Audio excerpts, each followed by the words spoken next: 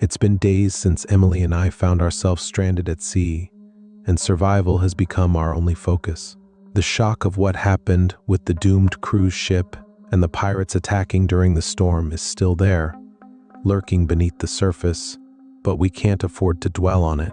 If we do, we'll break, and we can't afford to break at a time like this.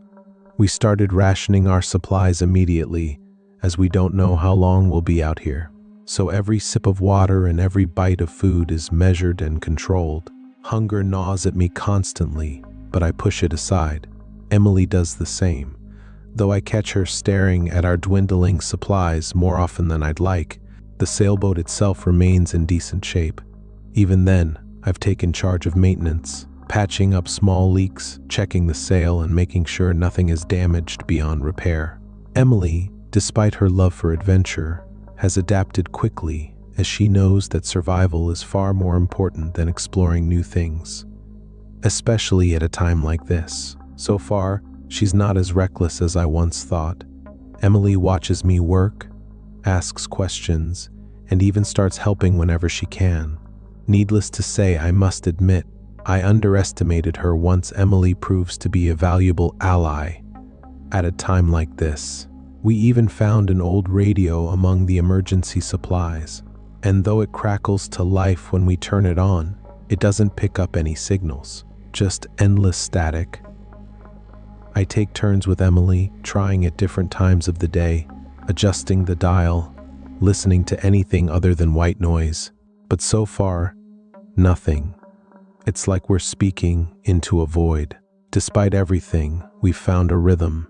Maintaining the boat, rationing food, attempting to contact help. Even then, we don't talk much about what happened on the cruise ship. Not yet, as there's an unspoken agreement between us that survival comes first. Still, there's something else, a feeling neither of us can shake.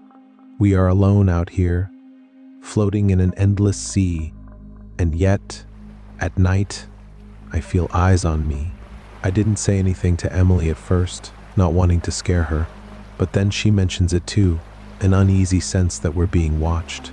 We laugh it off, call it paranoia, but deep down, I wish that's all it was.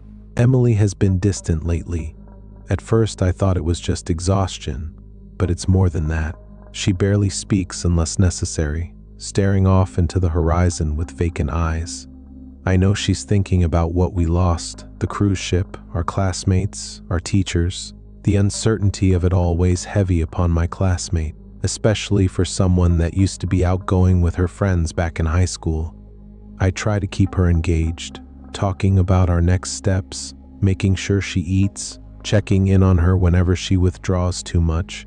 She nods in response, forces a small smile, but I know it's not real. I don't blame her. I feel the same, but if we let ourselves drown in grief, we won't make it. So, I do what I can to keep both of us moving forward. We've been sailing non-stop, hoping to catch sight of land, but so far, nothing.